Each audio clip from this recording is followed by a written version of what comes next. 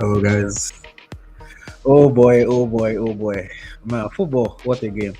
What a game. Such a nervy result. We'll get into all of it in a second. Thank you for joining this live post match show. Lesotho 1, Nigeria 2. Akko Adams on his debut scores the winning goal for the Super Eagles. We'll have to see.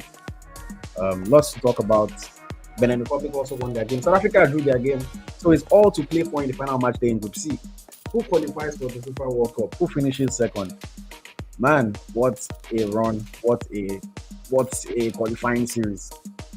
As you're joining, guys, please hit the like button on the video. Please make sure to like the video. Make sure to subscribe if you're not already subscribed to the channel, and please share so that we can get more people tuned in today. We'll get it off in just a minute. If you're on Instagram, if you're on other platforms, please make sure you tune in on YouTube. The stream will end on Instagram and other platforms, so please make sure you tune in on YouTube so that you can enjoy the full show uninterrupted. Please make sure you tune in on YouTube so that you can enjoy the full show uninterrupted. We have a serious conversation coming up. Thank you very much, guys.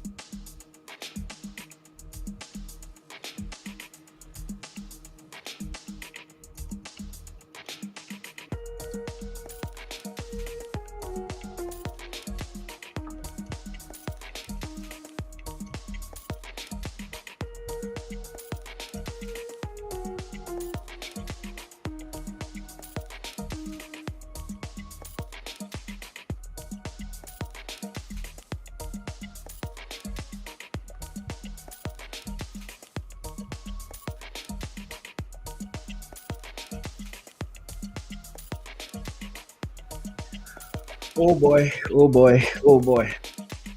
Football, man. Football. There's a reason we love this sport. There's a reason we all love this sport. There's a reason we love this game. Football can give you some very high highs, some very low lows. And man, today was a high. At the end of the day, we won the game, but it was so nervy, playing against a team like Lesotho that you think should be fairly smooth sailing. We had some moments that we have to talk about. Let me just officially welcome everybody to this post-match show. Thank you very much for tuning in. Please don't forget to hit the like button and forget to subscribe to the channel. And if you're watching on other social media platforms, please make sure you join us on YouTube as the stream will end on other platforms. We are going to be talking about the game. I'm happy Akko Adams scored on his debut, but there were also some performances that were not so great, and we'll get into all of it. If you are new here, the way I like to do my post-match shows is I like to start by talking about the game and all the different moments in the game. Then I give my match ratings for the players and for the coach as well. And then we bring people on to give their opinion, to give their thoughts, and share how they felt about the match that we just watched. For this game, of course, leading up to the match, there was already a lot of conversation about our lack of right-back options. As we rightfully predicted, Benjamin Frederick was the one who started at right back. In the absence of Alain and Bruno and Bright Osai Sama, rather. It was a fairly attacking setup. The coach went with two strikers up front. I wasn't necessarily expecting that. I thought it would most likely be Osimhen and Lookman up front, but maybe he felt like, well, it hasn't worked in the past, so why would I do that again? He went with two strikers up front, Osimhen and Arokodare. We had Nwabali in goal. We had Bruno Emechi left back. We had Ekong and Bassi in the center back positions. And then in the midfield, we had Ndidi Iwobi, and then we had Simon on the right, Lookman on the left. And yeah, the two strikers up front, Osimhen and Tolu Arokodare. We started the game as we expected to start. We're fully in control. We dominated the ball. We had majority of possession. The players looked like they were playing with urgency. Lookman had an early cross/shot that the goalkeeper comfortably saved. Bruno played another good ball into Iwobi. Iwobi got I think the goalkeeper, Iwobi was chasing the ball. The goalkeeper got there first. In this match, Lesotho goalkeeper was very quick off his line. He was attentive, and he was doing quite a good job with that for most of the game. Lookman whipped a cross in also in the first half of the game. Arokodare just could not get over it, and his header went well over the bar. Iwobi had a shot from distance. That one was straight at the goalkeeper. The goalkeeper saved it easily. There was another pass where Alex Iwobi tried to find Osimhen, and that was something that we saw, a feature of the game in most parts. Alex Iwobi from the midfield trying to play passes through to Osimhen. A number of times Osimhen was caught offside. I will say the linesmen on both sides were very poor in this game because they were giving some decisions that were not offside. When they showed the replay, we saw that Osimhen was clearly on for one of them, but the linesman had flagged him off. But yes, there was one particular moment where Iwobi tried to play that ball again Victor Victor Osimhen. Osimhen was racing to get to the end of it, but the Lesotho goalkeeper was quick again off his line and he cleared the ball. We also had a time where Lukman and Ndidi gave the ball away quickly in quick succession, and it was just a theme that our final balls in that first half were not quite finding the target. We were giving the ball away a little bit too cheaply, and I felt like we could have held on to possession much better in the game. Lesotho finally had their first shot from distance. It was not threatening Wabali's goal. Lesotho's plan for this game really was just their goalkeeper gets the ball, he plays the long ball, tries to connect with somebody. They were almost playing a shoot on sight. Once they had the sight of the goal, they were taking the shot. So they weren't really threatening us like that in the first half. Lukman was caught offside again. Then he gave the ball away cheaply. Definitely wasn't the best Lukman performance that we saw today. There was moments where William Troost-Ekong did well to quell a counter attack. You know, Ekong, you're always a bit scared when Ekong is playing against somebody that is trying to beat him for pace, because we know Ekong is not the paciest player. But in that moment, he used his experience, he used his physicality, and I was able to stop the attack. One thing that Osimhen was doing very well was Osimhen was pressing off the ball very well. You know, those blind presses from angles that the players not necessarily observing. Osimhen was doing that quite well, and it was helping to win possession back in our own, whether in the opponent's half, or even just make them kick the ball out for a throw, you know, allow somebody else to be able to get on the end of it. So I give Osimhen credit for that one. Lesotho had another half chance in the first half where they played a delicious cross into the box. It was just too high for the striker to really get a head on it, and that one went begging. Then there was one moment in the towards the end of the first half where they played a through ball. I think the player ran between William Troost-Ekong and Calvin Bassey, Lesotho striker, and the linesman flagged for offside. When I saw the replay, it did not look offside to me. So I felt like that was another bad decision by the linesman. If that one wasn't given, it would have been a 1v1 for Lesotho. I think we got away with that in the first half. It definitely did not look offside to me when I saw the replay. Maybe I have to go and watch it back multiple times and see different angles. But the initial replay that they showed on the screen did not look offside to me. And of course, the fact that the flag went up, well, we got away with it. And then the chance at the end of the half, Osimhen got on the end of a cross from Benjamin Frederick. His header was straight at the goalkeeper. And then final moments of the first half, there was a cross from a corner kick from Moses Simon, and then Tolu Arokodare fluffed his header, just completely fluffed his header, which is something that has kind of been a theme of Arokodare so far in the Super Eagles. Yes, I can't knock him too much. He has scored important goals, important goal against South Africa, you know, important goal, his first one again as well. But his headers, you know, for somebody that is 6'4", 6'5", 6'6", I'm not sure exactly his height, his headers are just not good enough. You know, he doesn't get over the ball. When he gets a head on it, it doesn't head on target. And that should be like, you know, his biggest threats, his physicality, his size, and he doesn't quite use it well enough. So that's something that I think he needs to maybe practice a bit more, because clearly in this game, the coach had instructed the players to put more balls into the box because they had two big strikers in Osimhen and Arokodare. And Arokodare got on the end of a few of them, but just could not keep his headers on target, something that he needs to work on a little bit. We go into the break is 0-0. Of course, when you are going into the break at 0-0 against a team that you feel like you should be beating in a must-win game like this one, tension rises, the nerves go up. People start to ask many questions. People start to question the performance of the players, question the desire of the boys. But they came out for the second half with the same intensity, with the same urgency, trying to get a goal, trying to make something happen. Lukman had a moment where he beats his player very well on the right side, squared the ball in. Osimhen was getting to the end of it, but the Lesotho goalkeeper did very well. And then our lucky moment came in like the 54th minute or thereabout of the game, where Simon took a shot off of the rebound, half volley, Simon shot, and then the ball hits the left hand of a Lesotho defender. Penalty, and then William Troost-Ekong slotted very, very, very calmly from the penalty spot. Like Daniel Bame, like William Troost-Ekong, centre-back captain, scoring goals for Nigeria national team. You know, the only thing, again, I think it was a penalty, but just in the sake of fairness, if there was VAR, you know, the ball bounced off of the guy's leg and then hit his arm. Some referees might take a look at that and say, you know what, there's nothing he could do because it was a deflection. Maybe it wouldn't have been a penalty. But we know that there's no VAR. So we got that decision in our favor. Penalty to Nigeria. Ekong scores. We take the lead 1-0. We also maybe could have had another penalty where a Lesotho defender tripped up our player in the box. Again, no VAR, no chance to review it. So the referee didn't give it, and we had to live with that decision. Lookman set one up nicely for Alex Iwobi on the edge of the box. Iwobi took his shot, was saved comfortably. Another moment where Lookman intercepted very well high up the field. And then he played the ball to Osime. Osime chipped the goalkeeper beautifully. We've seen Osime do that finish a number of times in recent months. Chipped the goalkeeper beautifully, and then his shot just hit the left post. The ball, Akko Adams had come off the bench at this time for his debut, I think. And then Simon had a shot, and then it was cleared off the line by the Lesotho goal defender. So you could see the intensity rising. You could see the Super Eagles players trying hard to get that second goal.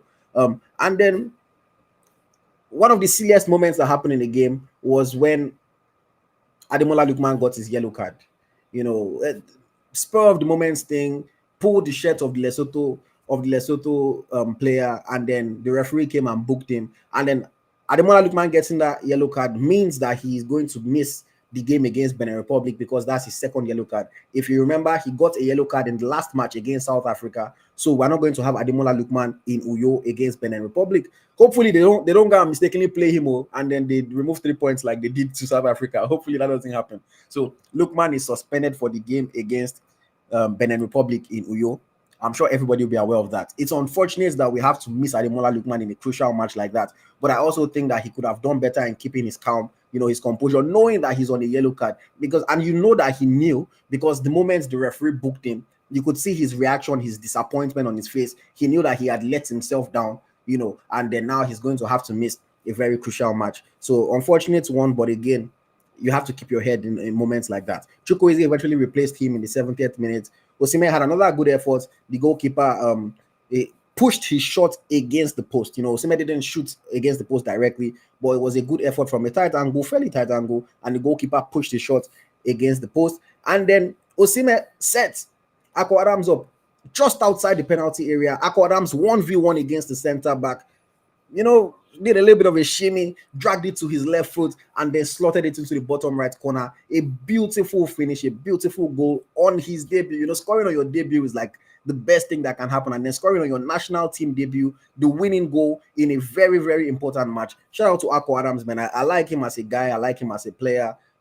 Well-deserved call-up and a beautiful goal. Important moment. Give all kudos to him. Osimhen set him up, but he still had a lot to do. And he finished that very, very nicely. Super Eagles go 2 goals up. And then at this point, we're starting to feel like, okay, we're 2-0 up. Let's just see it out. Job done. Lesotho have not really threatened us. We're thinking everything is good. And then guess what happens? Big Stanley Nwabali, man, from a corner kick. I don't know what happened, lapse of judgment, just, not concentrating, whatever the case may be. And then he fluffs his lines, the ball drops to Lesotho striker, and then they pull one back. And then you know what happens in football, where suddenly a team gets a goal towards the end of the match to cut the deficit to 1. It just always happens. For the rest of the game, you're just most likely going to be on the back foot. You're just most likely going to be the one under pressure. You're just most likely going to be the one sitting back. The coach had to adapt and make changes. He brought on Zedu Sanusi. He brought on Shemi Ajayi, tried to shore up the defense. And it was working. We were about to see the game out. And then, towards the end of the game again, another spur of the moment, just lapse in judgment. I don't know. Nwabali just decided that today he wanted to be at up or something. But again, nearly considered a goal, like in stoppage time or something. And we were very lucky that ball just sailed. The shot wasn't the most powerful, and the ball sailed wide of the goal. If that went in, Nwabali would not be able to forgive himself. He would not be able to forgive himself. I don't think Nigerians will forgive him either. So thankfully, that did not cost us. Even thankfully, the first error he made was already it was already 2-0 at that time, because if that was a 1-1, error, it would have been a lot of curses and a lot of insults that people will be giving him. Ultimately, we see out the results. We win the game 2-1. In the other fixture, Benin Republic scored the late goal to win their game 1-0 against Rwanda, and South Africa were held to a goalless draw by Zimbabwe.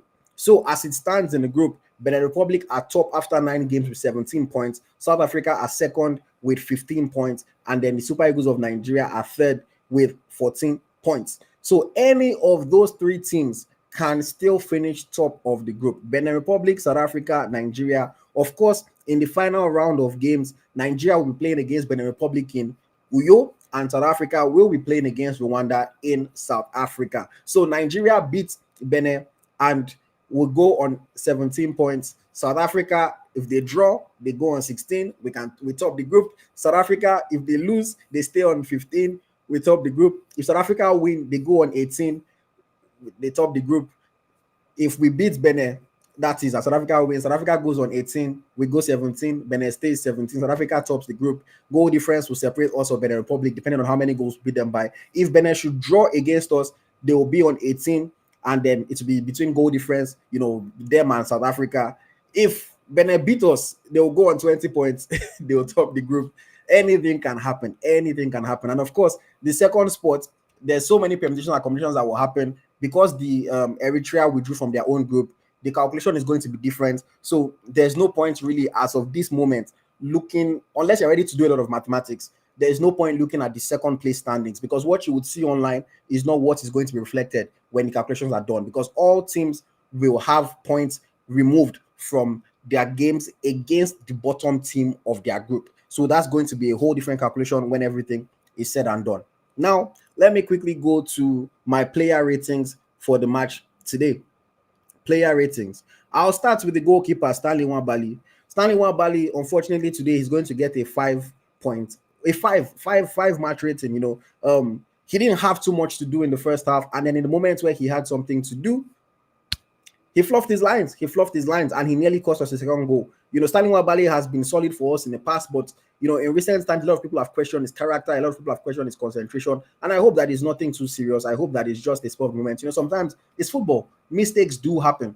So I hope to see something different going forward. But for today, I'm going to give him a 5 match rating. Going over to the defense, Bruno Oyemachi on the left side. I thought Bruno did quite well today. I thought he did better with his crossing than he does in most games. Now, does it mean that every cross that he played connected? No, but he was putting the ball into dangerous positions, and either they were getting cleared or somebody was trying to get a head on it and just couldn't score from it. I thought Bruno did quite well, linking up with Alex Iwobi. He was playing on the outside, allowing Lookman to stray inside. I thought Bruno had quite a good game today. I'll give Bruno a 6.5. I will really knock him. He made one mistake towards the end of the game. That led to a shot for Lesotho, but thankfully he got away with it. So I'll give him a 6 point. No, I'll give him a 6.5. I'll give him a 6.5. Calvin Bassey in defense. Calvin Bassey, his passes when he was trying to play the ball long forward wasn't really connecting too much. But he had some times where he cleared the ball with his head quite well. He was trying to move the ball. He didn't really have too much 1v1 action because Lesotho were not really coming at us like that. It was mostly long balls. And I think Lesotho realized that William Troost-Ekong was, quote unquote, the weaker of the defenders. So they were trying to play the ball on Ekong's side more, playing the long balls. The player that was making that run was making the run from Ekong's side most of the time. But Calvin Bassey didn't play exceptionally well, didn't play badly. I'll give Calvin Bassey a 6.25 in today's game. William Troost-Ekong scored the goal from the spot. Captain, showed leadership. In the moments where they tried to beat him for pace, he did quite well today. There was one never moment that I thought that he could be beaten, but thankfully nothing really came from it. I'll give Ekong a 7 because, of course, when you score a goal, we have to give you credit for it. And then, of course, defensively did not really put a foot wrong. Benjamin Frederick, I thought Frederick was composed as usual today, playing from the right back. Going forward, wasn't the most dynamic player going forward, but I don't expect much from him. He's not a fullback. Really, that's not where he thrives. The left winger for Lesotho did not really have many moments where he showed that he had the better of Benjamin Frederick. Benjamin Frederick, I think, put one ball, very tasty ball into the box 1 or 2 times, that he could have created something from there. I'm going to give Benjamin Frederick a 7 out of 10 in today's game as well. I thought he's been quite good in this match, and he's been quite good overall for the Super Eagles of Nigeria. Going over in the midfield, Wilfred Ndidi, I thought Wilfred Ndidi did quite well, was trying to play a little bit of like a box-to-box role, because, again, we had most of the possession, so it wasn't only about winning tackles and intercepting balls for us. He also tried to get into the box. But we know that when indeed he gets close to the box, it's not the most efficient, it's not the most effective, it's not the most dynamic player. So there's only so much that he can do. But I also didn't think that he was bad in the game. I know a lot of people are always quick to criticize Wilfred Ndidi, but I didn't think that he was bad in the game. I thought he did quite well. I'm going to give Wilfred Ndidi a 6.5 in today's game. Moses Simon on the right side, I thought Simon, you know, Simon had some good moments. He won the penalty. He had good moments. He played a few crosses. He had the fantastic cross from the corner kick that Arokodare wasted the header. But there's just, you expect Simon to be able to beat his man more easily than he does. You expect him to be able to beat his man more easily than he does. At some moments, he moved to the left side, tried to play against the other guy, wasn't really still getting behind him too much. But I'll give Simon a 6.25 in today's game. I don't think it was terrible, but I also think that Simon could have been better. And we expect a lot from him because he's one of the senior players in the team. The player that we've seen do it. Sometimes I throw it back to the AFCON 2021 when Simon was just dribbling and just doing his thing. And you wonder, like, where is that Moses Simon, And you see him even play for his club, whether it be Nantes that he was last season or Paris FC that he plays for this season. And he does very well. So you wonder why it doesn't necessarily translate when he plays for the Super Eagles. Maybe it's a system thing, maybe it's a pressure thing. I really don't know what it is. But it is what it is, man. And then Alex Iwobi, one thing that the Super Eagles would always do, you can bet any amount on it, you can stake your house. The Super Eagles will misuse Alex Iwobi. You just know it. Alex Iwobi trying to come deep and try to play passes, trying to link up the play for the Super Eagles. That's how we use him, but we know that that's not how you get the best out of Alex Iwobi. I thought that he tried to play a few balls towards Osimhen that were quite good. Some Osimhen was offside, some were flagged offside, but actually wasn't, and some Osimhen was getting in behind the lines. Alex Iwobi had one or two shots, had a very good shot that I think just the goalkeeper tipped over the bar, had another team effort from the edge of the box. Could do better, but wasn't bad in my opinion. Wasn't bad at all. I'll give Alex Iwobi a 6.5 out of 10. Tola Arokodare, not his best game today, in my opinion. The ball wasn't sticking. He gave the ball away a few times. Just wasn't really doing much good, if I should put it that way. I thought that he could have been much better in many moments. And of course, the 2 or 3 times that he had the opportunity to head the ball, his headers were just not good. His headers were off target, just couldn't get over the ball. And I will say this, as much as I think that Tolu is a decent player, at 6'4", 6'5", 6'6", however tall he is, you have to be doing better in the air. You just have to be doing better in the air. Especially when you get a ball in the box fairly uncontested, unopposed.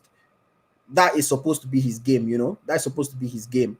And it wasn't working. You could see him even in the first half getting a little bit frustrated, trying to get more touches of the ball, roaming into other areas, and he just couldn't make it stick. He just couldn't make it work.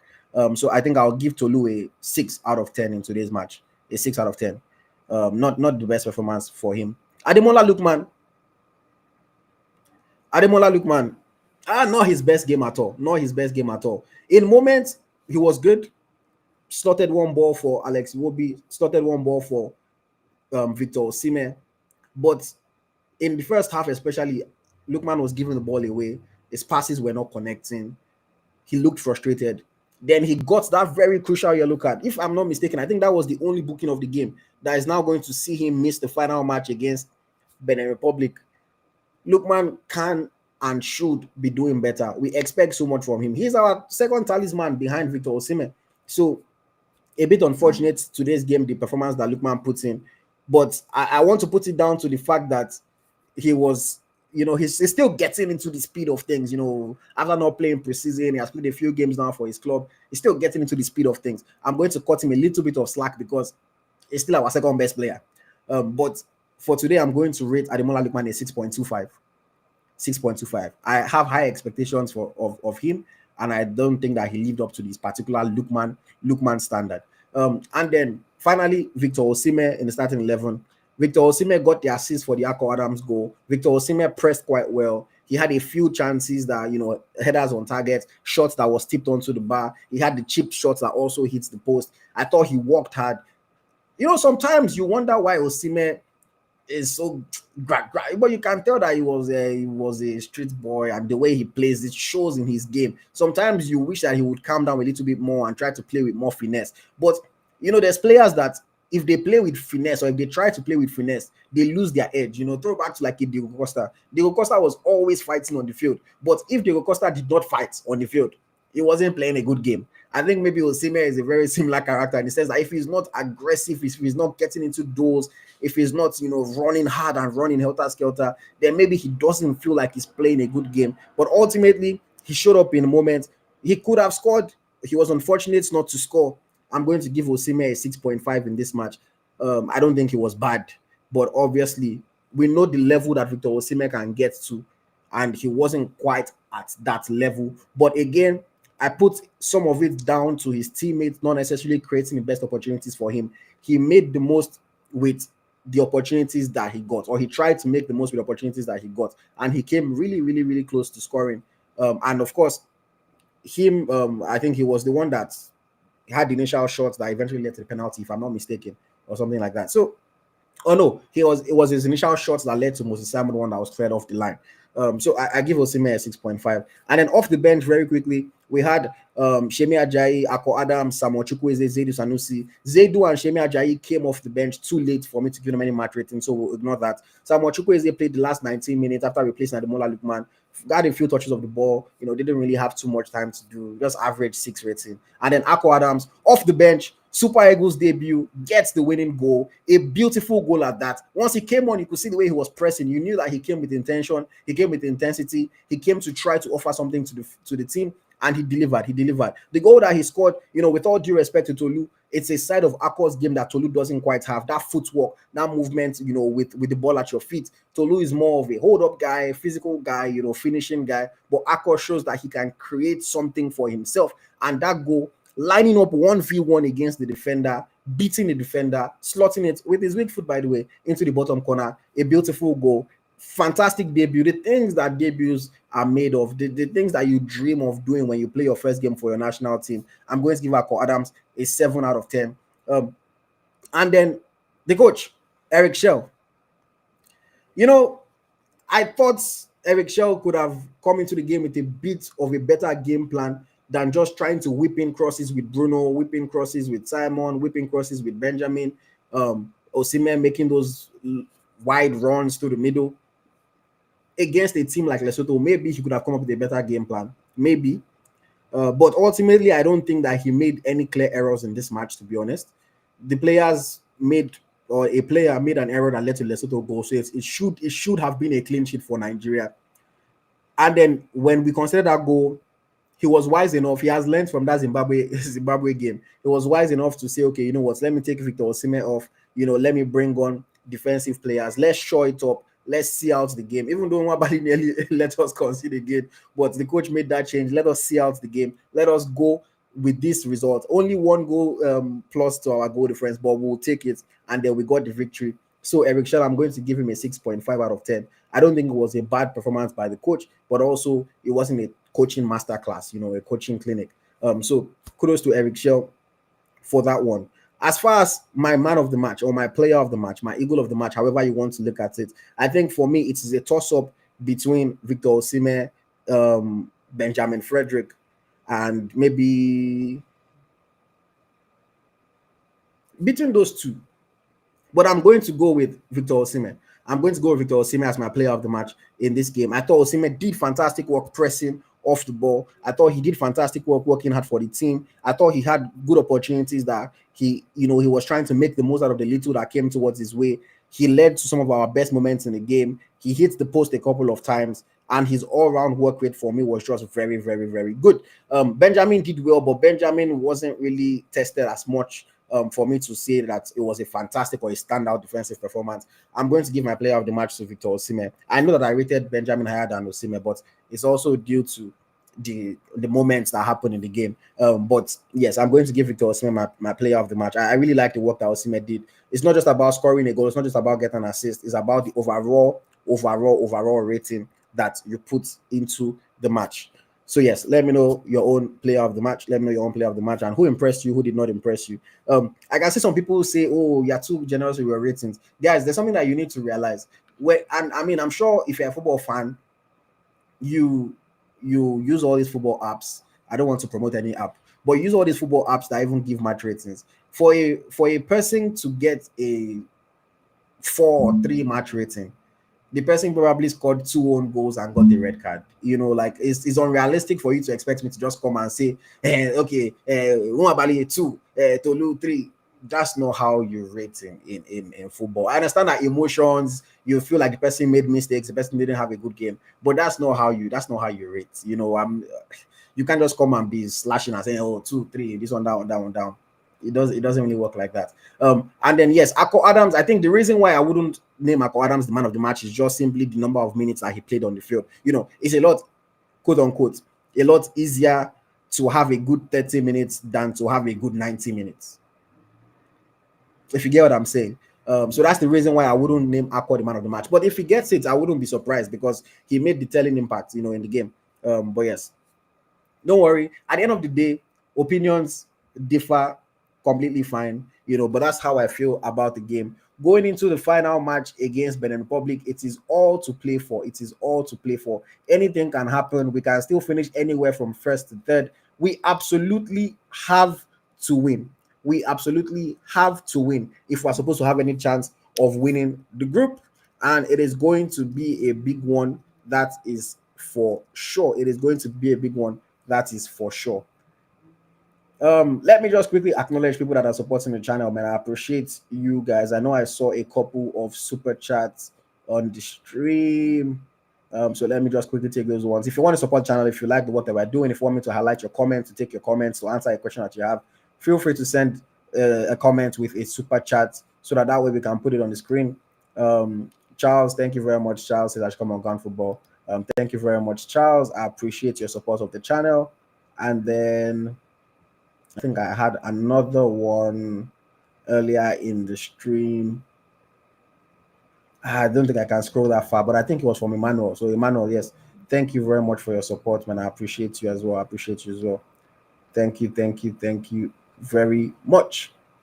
Okay, final call. If you're watching us on Instagram, join us on YouTube now. Search for Eagle Striker NG on YouTube. You see our logo, you can join the stream. The stream is going to end on other social media platforms.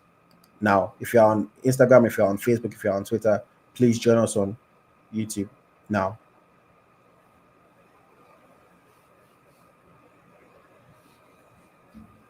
Some people don't like that I rated somebody higher, but I gave Osimhen the player of the match.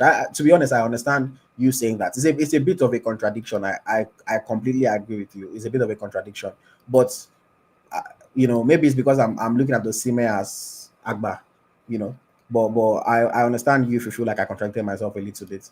So maybe I should raise Osimhen's rating to 7. Okay, I raise Osimhen's rating to 7 so that it matches. And Osimhen is my player. Osimhen is my player of the match. But yes. Okay, just to what's the word? Reiterate some of the possibilities and how the Super Eagles can finish. How the Super Eagles can finish first, second, or third in this group. Just to reiterate some of the possibilities. As it stands, Benin Republic top the group with 17 points, plus 5 goal difference. South Africa are second with 15 points, plus 3 goal difference. Nigeria are third with 14 points, plus 3 goal difference. Nigeria play Benin Republic, South Africa play Rwanda. What are the possibilities? South Africa wins, Nigeria wins. If South Africa wins, South Africa go to 18. If Nigeria wins, Nigeria go to 17. Benin stay on 17. South Africa tops the group. Between Nigeria and Benin is going to depend on the goal difference. If Nigeria wins by a single goal, Benin will be on +4. Nigeria will be on +4. If Nigeria wins by more than a goal, then Benin would be on +3 or more or less. Nigeria will be on +5 or less, and Nigeria will come second and will be fighting for a playoff spot. So that's if South Africa and Nigeria both win. If South Africa and Benin Republic both win, Benin Republic will be on 20, South Africa will be on 18. So that way, Nigeria will be out of World Cup contention. South Africa will finish second, and Benin Republic will finish first and qualify automatically for the World Cup.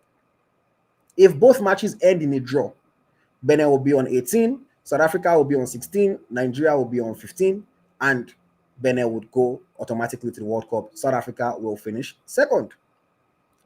If South Africa draws and Nigeria should win, then South Africa will be on 16, Nigeria will be on 17, Benin will be on 17. I don't know which possibility have I not mentioned. If South Africa should lose, Benin should win, Benin will win. So ultimately, to summarize, if Benin win, Benin qualify automatically. That's the first thing. If Benin win, Benin qualify automatically. If Nigeria should win, then we have to hope that South Africa loses or draws. Let's put it that way. If Nigeria should win, then we hope that South Africa loses or draws. Because if South Africa win, they will still finish with more points than us, and us beating Benin would only help South Africa's cause. So maybe it might actually be good for us. I don't promote match fixing, but if South Africa are already winning their game like 3-0, we might as well just allow Benin. Just make Benin just win, Benin just qualify. If we don't want South Africa to qualify automatically from the group. Obviously, that's not going to happen. That's just a joke. But anything can still happen. We can still finish anywhere from first to... In fact, we can even finish fourth. Unlikely, but if we get smacked by Benin Republic and Rwanda beat South Africa, we can even still finish fourth. But let's just pretty much look at, okay, we can finish between first and third. Those are the most likely positions. But it is neck and neck, man, going into this group final game, and anything can happen. Of course, as a Nigerian fan, I really, really hope that we can win our game, and I hope that South Africa can drop points against the same. See, I expected the Zimbabwe game to be easier than the Rwanda game for South Africa, and they drop points today against Zimbabwe. So who knows? Rwanda can go and beat them. It's just that will Rwanda go into that game and give everything, considering the fact that Rwanda know that they cannot qualify again? So might they rest a couple of players and play a fairly rotated squad? Who knows? Maybe they don't play with their hearts because they don't need, the victory doesn't do anything for them. Who knows? So that's a bit of the dilemma. Rwanda are out of contention for qualification. They can't finish second. The highest they can finish is third. So maybe they rotate their team a little bit against South Africa. Maybe they even want South Africa to qualify. you never can tell. So it's going to be a tough one. Going into the game, I think South Africa also knowing that a win guarantees them top spots if Nigeria holds Benin Republic. I'll be surprised if South Africa drop points again, but this is football, man. Stranger things have happened in football. So anything can happen. If you are losing hope, have some hope. It's the hope that kills. It's the hope that kills. But have some hope. Anything is possible. Anything is possible. And that game against Benin Republic on Tuesday, it's not going to be easy. General. After what we did to him, no, he's going to want to punish us. Anytime Benin Republic play against us, they always want to beat us. They always give us a tough game. So anything can happen. But at the same time, last time we faced them, we beat them now. So who knows, man? Who knows? Oh no, last time we played them, it was a 1-1 draw. But the time before that, we beat them 3-0. But yeah, the link has been shared. The link has been posted. If you want to join and share your thoughts, please make sure you have your camera on. Make sure you are fully dressed. Some people like to come here shirtless, and I don't know who wants to see their bodies. So please make sure that you are fully clothed. Make sure that you have a camera. We can see you clearly. We can hear you clearly. And you will have a couple of minutes to share your thoughts. Talk about anything that impressed you, anything that did not impress you, what you liked, what you didn't like, and how you're feeling going into the final game of the World Cup qualifying series. Me, I'm just happy that this thing's about to end. Let me know if I'm going to America or if I'm staying in my house. But yes, welcome, T-Dada. Thank you for joining me. IoT, like I've been following you for the past 2 years, almost every week. You with Smith Lai, but you disappointed me tonight, though, IoT, What did I because do? because I thought you're more realistic than Smith Lai, and I don't see us qualifying seriously. I don't see us beating Benin with 2 goals ahead. Seriously, I don't see it. And South Africa, I think they already slumped tonight, but I don't see them slumping again on Tuesday. Sorry, I might be pessimistic, but I just don't. I don't know. I think it's going to be really difficult for us. And for the AFCON, I think what we just need to do is just call in guys like Murphy or look for other Nigerian wingers in the championship. I think so. I think So that can you're already looking forward to AFCON. definitely. Now, what should I do? Come on, two goals But difference why, against Benin. we beat them the last 2 games ago. We beat them 3-0. Yeah, So I what? know 3-0, but Yeah. So Kenatra is a very tactical coach. Definitely, even with your interview with this guy, there's I've forgotten the guy, but he said before every match, Kenatra does his research and he drills it into the players' head that these are these guys gonna play and these are you guys need to play against them. So I don't see that happening again. 2-0 against Benin, I think it's gonna be really difficult. That's that's it. Seriously. If I'm sorry, I'm being pessimistic, but that's what because I can't. I've gone through 1,000 calculations in my head, and I don't see us like with our players. I don't Yes, know. we'll get. I see. If that's why you're disappointed in me, then you can keep your disappointment because for me, I'm not here saying that we will No, qualify because like I think South Africa will win, but I thought they would win today and they didn't. So yeah, anything can that's true. happen. Anything can happen. And for me, I think that if we play our best game again, now we have to play our best game. Have we played Yeah, our best game in the past 5 months? No, we have not.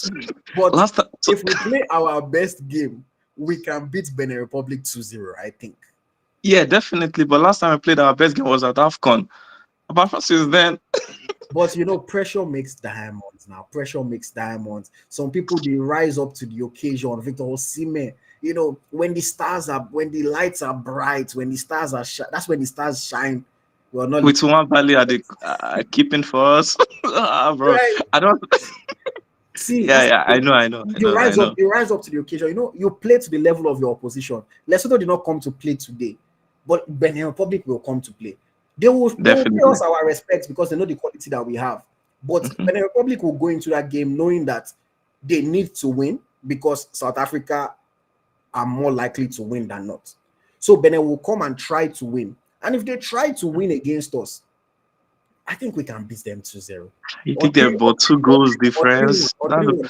Okay, because we always make mistake. They always score us. So 3-1. Exactly. I can't remember last time we kept a clean sheet. It's been really Yeah, long. we can win the game 3-1. Yeah, we 3-1. Okay, yeah, okay, I believe.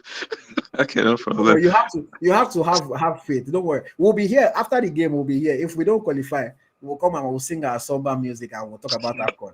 But for now, let's keep the hope alive. Let's keep the hope alive. Don't believe. Assuming it was I want to against any convince you. other team, I still have faith, but against Benin and two goals difference with this current team, Believe, you believe, know, believe, believe, let's see. believe. It's All right. But yes, thank you very much, man. I okay, appreciate you. yeah, but you're seriously doing a great job. Thank Seriously, keep it up. thank you. I Okay, appreciate okay, okay, bye. Mm. So yes. See, I mean everybody is free to feel how they feel, but where there is life, there is hope. As long as you are alive, things can still change now. So, you know, if you guys have been watching me, I lost hope before, but I regained my hope just because like I want to go to the World Cup. Me say I want to go stadium, I want to watch match. You know, even though those tickets are bloody expensive, but that's a story for another day. But I want to see my team play, so I'm choosing to believe. And then if we do it, everybody will be happy. If we don't, that's another story. I won't discuss that today. Um, welcome, TC. Please, if you are driving, KIOT. park your. If you are driving, please park your car. No, I'm not going to be I'm, liable I'm, for I'm in the any street. damage. I'm in the streets. Eh, I'm I in don't the understand. streets. I'm in the street. I'm As good. opposed to being on the I'm water, good. is it not on streets that they used to drive before? Don't worry. I'm good. Don't Brother, worry. I'm in the service lane. just park your car. Park your car. I'll bring you back on. Just park your car. I just park your car, Okay. please. Okay. No, I'll Allah, bring no, you Allah. back. Okay, thank you. Because if Wahala happen now, I don't want to be responsible. Even though you will not hold me responsible, I'll feel bad. So please just park and I'll bring you back on. But Kunle, welcome.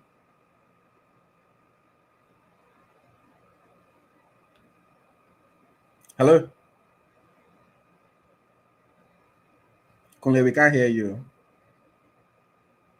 Okay. I'll try to bring Kunle back. Mr. Theo, welcome, sir. Hey, Mr. Ayo, nice to see you again. Yeah, thank you for joining me. Thank you for joining. How are you Yeah, feeling? thank you, Ayo. Can you um, hear me? Indifferent. Can you hear me? It's more like I went through a torture period during this game. I was monitoring the South Africa Mm, um, Zimbabwe match, monitoring the Nigeria Lesotho match, and also using one eye to monitor the Rwanda Benin match.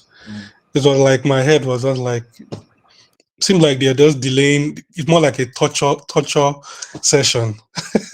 Seeing the chances in Zimbabwe, South Africa were missing, hitting the bar and all that. But as you said, there's hope, and it's the hope that kills you at times. um, but hey, at least we've left it to the last game, so you never know. And I would have been more comfortable maybe if Zimbabwe had sneaked one goal in, and probably the tie against Benin would have been a winner's play all game. But I never even expected Zimbabwe to give South Africa that kind of game. So we never really know how it might pan out. Maybe in our favor, but nerves obviously was setting in. I saw the South Africans too; they were very nervy. mm. They now know that it's not in their hands anymore. So maybe that also can play to an advantage in a way. They know they need to get a result. So, and I'm believing Rwanda will give them a game, um, maybe a draw or something. Who knows? But I just don't like this calculation of it. And I'm tired of it. No. I mean, as a Nigerian fan, I think you kind of have to just get used to calculating because it's what we do all the time. They've been doing it since I think since 2000. I think the last time I think we qualified straight was 1998. I think. That we didn't have to go through calculations. 2002 calculation with the team. We had to go to Sudan to win in Oduman, expecting Ghana to be Liberia. We did it in 2010 again, having to go to Kenya. No, it's becoming too much. Mm. It's just tiring at times. But hopefully we have Tuesday. We're gonna wait and see what's gonna come up. But I know that Benin game is gonna be tough. Mm. It's gonna be tough. Um, hopefully we get something from it. But either way, I'm still gonna watch the World Cup. I mean, we'll still watch. We'll still watch. But Mm. it's always better if you can watch your team. Yes, it's always better. I was hoping that they'll qualify. Hope maybe probably I might have the chance to go watch the game, but we'll see. Tuesday is there, and maybe it might go in our favor. Maybe. But does the game today give you confidence going into the Tuesday? You mean our game, the one we played Yeah, today? the one we just played and we just won. No, I think it was more of they were nerves of the fact they knew they had to win, and there were a lot of they were not really coordinated. But I don't feel it was just the occasion that got to them, and knowing fully well that they knew that other games had to go in their favor. So I think that played a lot in the way they played today, and but they need to play a bit much better because I know the game against Benin is going to be a total different ball game. Confident? No, I'm not confident. Um, hopefully we can scrape through.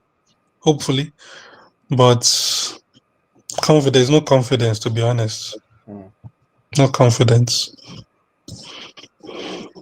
Thank you very much, Mr. Theo, man. Nice to hear from you. I appreciate you joining. Thank you, Ayo. All right, thank you very much. I have quite a number of people waiting, so I'll try to speed through. But let me just quickly look at the comments. I see a comment here from Slick. Slick says, "We just need to beat Benin by one goal to finish above them. That will leave us both on +4, and we would have scored the same amount of goals if 1-0." But well, I'll have to look at the numbers to know exactly, because I know it is obviously points, then goal difference, then head to head before goals scored, and then goals against. So I'm not sure exactly how many goals each team has scored so far. That'll be interesting. Okay, just looking at it very quickly. Okay, Benin have scored 12, conceded 7. Nigeria have scored 11, conceded 8. So if we beat Benin 1-0, then they will be on 12-8. We would also be on 12-8. So that means we would have the same number of goal, the same number of points, the same number of goal difference, the same number of head-to-head. We beat them once, they beat us once. Same number of goals scored, same number of goals against. Then it will go to fair play, if I'm not mistaken. Isn't that how it works? Somebody correct me if I'm wrong. But I think after that, it goes to fair play. Then they will look at number of yellow cards or something. Maybe I'm mixing it up, but I'll have to look at that properly to remember what it is. But I mean, that permutation is a long one. Might as well just beat them by 2 goals. I know that we have superior goal difference. But yeah, Alex T, welcome.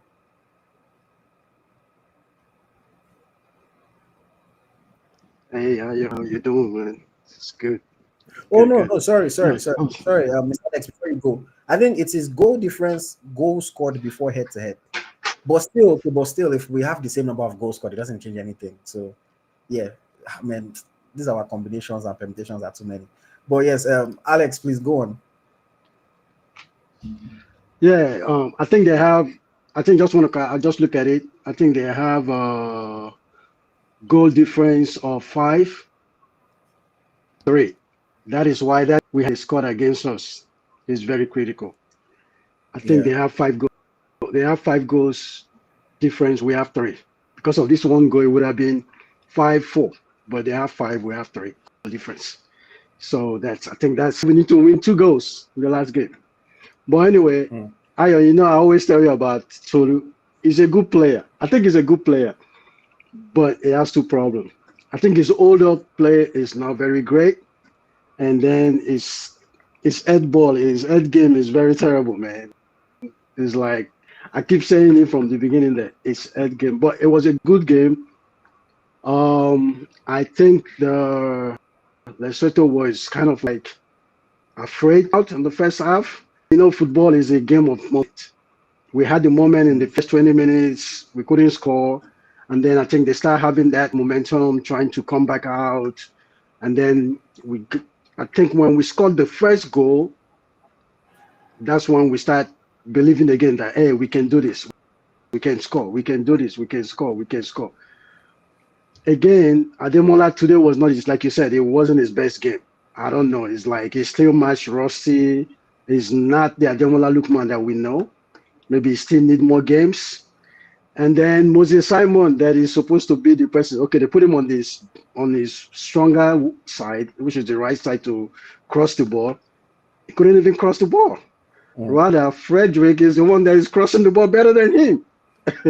And Frederick is not a wing back, But it was a good game. Ademola wasn't a good game. I think for me, Alex Iwobi was my man of the match because it was the only one that was at least trying to shoot outside of the box. Nobody tried to shoot out of the box. It was only Alex Iwobi. He was playing box to box. Of course, he had some passes that was not working. Osimhen did very well. I think Ekong did well. Our defense did well. Like you said, Bruno too today impressed me a lot. He was, even though he made that one mistake, he did very well today. He did very well. But Enwabali again needs to just slow down. Just slow down. He needs to just slow down, calm down. It's not every time if you want to fight your player yourself, they fight, they quarrel. They were telling him, I think it was him and the Semi Ajayi, they were kind of like going back and forth, because of that mistake, So he needs to close. I think it was a good game. I was like, I knew that Benin will win, but I didn't know that South Africa would draw. I didn't know South Africa would draw at all. I did not know South Africa would draw but South Africa is a wounded lion at this time, at this point right now. I think that goal, that points taken away from them affected their game. I believe so. It affected their game somehow. So I don't know how they drew with Zimbabwe, but I believe they might beat Rwanda. Nigeria definitely will beat Benin. It might be like maybe 2-1. Of course, they're gonna score 2-1. It might be like 2-1. But South Africa and Rwanda is a game that I'm worried about. If they just beat Rwanda and then whatever happens in our game doesn't matter at that point. Yeah. Whether we win or But then talking about all those permutations, I think it's kind of good for us because the people that are on the bottom in our group is Zimbabwe. Yeah. And it's only 2 points going to be That taken we away got from us. them, yeah. Yeah, it's only 2 points. So it's kind of like not good, but it's good. But that only South matters. Africa- That only matters if you finish second. Well, yeah, true. If we finish second, that means we have to beat. I don't know. We have to beat Benin, and then if South Africa win, then and then we finish second. Yeah, yeah. So I mean, but in all, it's a good game. They went away. Of course, Nigeria is supposed to beat. So I think I was listening to one of these sports radio, and somebody was saying the highest paid person in Lesotho is what, £200,000, maybe. But again, it doesn't play football. Money doesn't play football. So on paper, we have better players than Lesotho, definitely. Yeah. But this is a team that we're supposed to beat at least 3 goals home and away. Maybe home in Calabar 3, in whatever South Africa, maybe 2-0. But yeah, it's football. Things happen, mistake happen. But good game, good game. We'll wait till Tuesday and see what happens. Hopefully Nigeria will win, and we hope. There is no prayer. This is no prayer. There is no God in football. I don't believe in God in football. Play your game. If you know how to play, play. If you don't play, forget God. God support everybody. I don't think God will support Nigeria. We lost Mr. Alex. Something wrong with his connection. But okay, let me just quickly. I was looking at the official information about the tie break. So let me say what it is exactly. Greatest number of points is the first thing that's considered, obviously. So assuming we beat Benin Republic, we'll both be on 17 points. The next thing is greatest goal difference. So if we only beat them 1-0, we would have even goal difference. We would both be on +4. After that is most goals scored in all the group games. Assuming it is 1-0, we would have the same number of goals scored in all the group games, which will be 12. So if we beat Benin by a single goal, but let me see. If we beat them 2-1, then they will be on 13, we'll be on 13. So okay, if it's a single goal, we would have the same number of goals scored, regardless of the scoreline. And then if 2 teams are tied after those criteria, the next thing is number of points obtained in the head-to-head. They beat us once, we beat them once, so the head-to-head is going to be even in that case. After that, it will be greatest goal differential in the matches that we faced each other. They beat us 2-1, so if we beat them by a single goal, the goal difference is still going to be the same, +1. Then from there, it goes in to most goals scored in all the matches amongst the concerned teams. If it ends 1-0, that means they scored us 2 goals, we scored them 2 goals. Then we will go to most goals scored away from home in the matches against the concerned teams. And then we scored 1 goal in their home. And if we beat them 1-0, it means that they did not score in our home. So if we beat Benin Republic 1-0, we will finish ahead of them based on away goal scored in the head-to-head.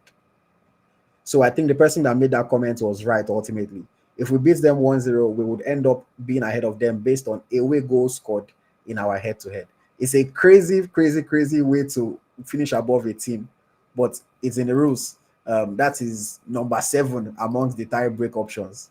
So to come to tie-break 7. And there are only 9 tie breaks, and the ninth tie break is a tossing of coins. So obviously, we don't want that. But that means that if we beat them 2-1, it will be even because they also would have scored one goal in our home. So assuming we beat them 2-1, that's when it will now go to fair play. If we beat them 2-1, that's when it will go to fair play. and then from fair play to tossing of coin, drawing of lots. I don't know what our fair play record is like. I don't know what Benin Republic's fair play record is like. We would have to check that over the matches, But again, Super Eagles always makes us turn into all these mathematic experts, and it's incredible. But hopefully, I don't see us keeping a clean sheet. Unfortunately, we concede a lot, so I don't see us keeping a clean sheet. So maybe we can beat them 3-1. But yeah, let's hear what Sam has to say. Sam, welcome. Thank you, Ayoti. I was listening to your tiebreaker story, man. My head is banging. This is a lot. And it just tells how badly we've performed in this qualifying series. One thing I would say is you are too benevolent with your ratings. If you be jam registrar, everybody go pass. Come on. These boys didn't play well. What Bali wouldn't even get a rating from me. There was no save. You say we don't get a rating. You have to rate. He was on the field now. He played. The only time he was called to action, boom, he fumbled it. It is sad. At least if we have gone up that 2-0, we would have been fine. Like just maybe fine on goal difference. Now we have to take it till the last breath. If I were to give percentage by qualification chance, South Africa still has 80% qualification chance. That's what I see. Today, they were just on low. I didn't watch Nigeria game. I didn't see when they scored us. I didn't see when Akko Adams scored. I went to watch the highlight. I was watching these South Africans. They did everything they could do. But again, football was just cruel to them today. They hit the bar like 2 times or 3 times. Their stadium was packed. They had the 12 man. Everything was on their side. They even had a red card, a red card in their favor for the whole second half. Yeah. Football was just, and that's the thing with football. Just that 1 3-point mistake is putting them to this. It's just so cool. I felt for them today because they needed that win so bad.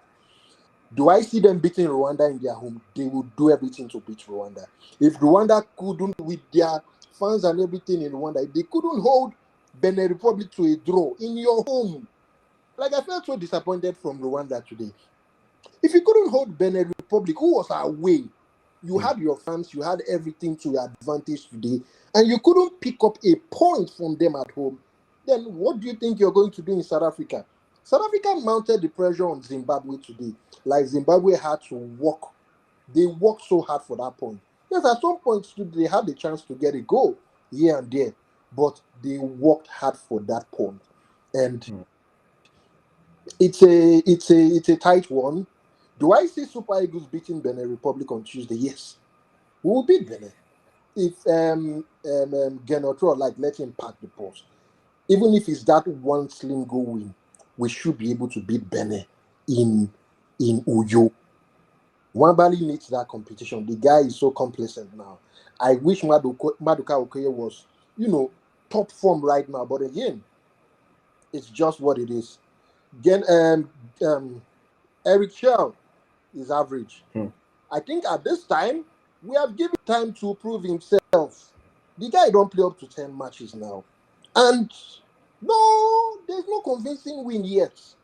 We can't beat our chest and say, finally, we are at that point where we can win teams convincingly. If it's about cutting him some slack, we've cut him enough slack. From the Charity Cup in the UK to qualifying series, this guy has not proved himself. He's average. It's like the rest of our... And that's why Olise still keeps clamoring for our own kind of coach. This guy is not doing better than any of our coaches. Let me ask you just on the Eric Shell situation. What if the coach has kind of realized that it doesn't matter whether I win convincingly or not, I just have to win? You have to win, but you still have to instill confidence in the fan that you can win convincingly. At this point, I don't think any fan of Nigeria can beat their chest and say we would win a Seychelles by 3 goals up. Haba. The same Seychelles who walloped them today. Was it Ivory Coast? Yeah. We can't beat our chest and say we will get a 3-goal margin win against them. Would you consider Egypt playing Zimbabwe? and Egypt not giving them at least 3 or 4. But anything can happen now. The same Benin, we beat Benin 3-0 last year. That was on AFCON qualifier. Yeah, but still, it's the same team. No, we were always going to qualify for AFCON. That one is certain. But no, but you're saying. Well, I mean, ultimately, what I'm just saying is that, see, I understand the criticism of Eric Shaw. Don't get me wrong. I'm just saying that, just trying to look at it from his point of view a little bit. He doesn't have to be convincing right now. All he has to do is win and try to qualify for the tournament. And then when he has more time, he can get the team to play exactly how he wants to play. And then they can be convincing. Because at the end of the day, convincing or not convincing, we have to qualify. If we smack Lesotho today 5-0, we smack Zimbabwe, but we still don't qualify for the World Cup, nobody's going to say, but the games he won convincing. He should win convincingly because we have the quality. We have the quality. We are not an average team. A team that has the 2 best African players now, then we'll be scratching 3 points. 2 best of the past years. Right now, they are not the back to back. But I'm just saying, like, right as of today, they are not the best African players. Well, Ademola Lookman is still the one. He still holds the title until they do another calf, whatever. So we are still the best. How can we have 2 African best players back to back and we are scratching a win against a Lesotho? Come on now, let's tell ourselves. The guy in the day, I know they see any magic when don't bring it. There is no flair in the game. I'm not saying we are playing better than when I don't know who was the last coach. I wouldn't call Finidi George. Let's say the last game Eguavon had us go. We are not playing better than that last game Eguavon had. We are not playing. I watched the South African guys. Both these guys played football. They were just unlucky. So for me, I think I've given him enough chance. My confidence with him in the AFCON, I can't even tell. If we are scrapping win to qualify for the World Cup, come on now. Okay, let's give him some slack. Peseiro and Finidi messed it. But he had about at least 5 games. And in those 5 games, luck was still showing on our part. The minus point from South Africa. All of that. Come on now. I just feel like that draw against Zimbabwe in Uyo, that was where he lost it. But again, it's football. Do I want Nigeria to qualify? Absolutely. I want to watch them here. No matter the ticket, I'll buy it. I'll buy it and go and watch them. But it's football. It's not in our hands at the end of the day. Now we have to hope that Rwanda goes to South Africa and at least pick a point. Because even though we wallop Benin Republic, 2 goals, 3 goals, whatever, we're still going to the playoffs. The likes of teams that are going to the playoffs are not minnows too. You see what Gabon is doing. Gabon went to Gambia today and they got 4 goals away. Come on. It's still... Thank you, Ayo. Let me try and give the other guys to contribute. All right, thank you. Okay. So Sam is not the most hopeful person here, but let's hope that Sam is wrong. Let's hope that Sam is wrong. If I'm being honest, if I had to put money down, I think South Africa will beat Rwanda. But again, I thought South Africa were going to beat Zimbabwe, and they didn't. So I'm very well aware that anything can happen, and who knows what is going to happen in the final match day. My only fear is that Rwanda might not play their hardest and play their best because they cannot qualify anymore. So maybe they don't play at their best. But who knows? Let's just hope that Nigeria can beat Benin Republic by at least 2 goals so that we know that we've done our side of things, and hope that the ball bounces in Africa enjoy that game. Kunle, welcome. Wow, thank you, Ayo. Thank you for being patient with me. Thank you for joining. It's very dark where you are. We can't even see your face. Yeah. I'm having a problem with my lights, so that's why. But I had to turn on the lights in the background. Yeah, going forward, I think I'm very optimistic that Nigeria is going to qualify. Seriously, I just have this gut feeling that the lines are falling in place for us, even though our performance today was below par. But well, there's hope. And secondly, I was particularly concerned with the South Africa game, and I was happy it ended the way it ended, because I think that would be a motivation for Nigeria to come all out and beat Benin in Akwa Ibom. And in this case, I know it's going to be a game of will. It will not be down to the techniques or whatever, because for me, for the coach, as the other guy said, as Sam said, the coach is average for me. There's nothing spectacular. I don't think there's anything that Richard is doing that an Eguavon wouldn't have done, or maybe CSI would have even done better. So for me, I know it's going to come down to willpower. And I believe the guys right now, because seeing everything going on and see how things are falling in line for them, I think is going to be a must-win for them. And if they are not able to turn up on that day, then it's going to be an unfortunate situation, because even I think I believe maybe the cosmic forces are in our favor right now. I don't know what it is, but we really need to fight for it. It's winnable. Seriously, it's winnable. Like very winnable. Like I see like a 3-1 margin or something like that. It's winnable. So and go with the fact that we also have a chance by qualifying through the playoff if we come second. What do we need again? I don't think there's any motivation that's bigger than this, but the situation we find ourselves. So if we don't qualify, then we did it to ourselves. That's just what it is right now. We did it to ourselves. So for me, I'm hopeful. Yeah, hopeful, but are you confident? I am confident, okay. Even though I'm not 100% confident. I think I'll reckon I'm like 75% confident right now. Of topping the group or of finishing top 2? Excuse me? I said 75%. Is it 75% that we will top the group or that we will finish in the top 2? Okay, I have like 95% belief that we will qualify via playoff. Okay. I don't believe we'll come first. However, I have a 75% belief that we'll come first. I don't know what's going to happen. I know South Africa will not beat Rwanda. Rwanda will come out fighting because they're already wounded, so they'll come out fighting like a wounded lion. That's what I believe. And it would be a game of pride for them, because it wouldn't be good for them to lose 2 games back to back. I mean, that's going to be awful for their football, So I believe we're going to win. I just know we'll qualify one way or the other. I don't know which way, whether through the playoff or whatever, but I know we'll qualify one way or the other. I'm very hopeful. Okay. I love your faith. I love your faith. Yeah. Right. Thank you very much. Thank you. All right, you're welcome. Thank you. Okay. Some people are asking about the deduction that will happen because of Eritrea's withdrawal. So just to be clear, the point deduction only matters in terms of calculating the best second place teams. Who wins the group wins the group. Is only they will now look at all the teams that finished second. They will deduct the points that the teams got against the team that finished bottom in their groups, and then that way they will rebalance the whole thing. If we start to do that calculation, I'll need to go and grab pen and paper. We'll be here for 30 minutes having to look at every second place team and their results against the teams that finish bottom. So we can't do that. But it only matters after we finish second, we can do the mathematics. Or if you have free time on your hands, you can help us do it and we can discuss it. But it's a lot of complicated permutations. But yes, we have more people waiting to speak, so let me move on quickly. If you want to call in, the link has been posted and is pinned on the YouTube comments section. The link is pinned, so click the link, have your camera on, your mic working, and we'll bring you on. But yes, I think Jay is up next. Jay has been waiting patiently. So, hello? Okay. Clearly, Jay has clearly been waiting too long. My apologies. But yes, Dimeji, welcome. Jay has clearly been waiting too long. Yeah.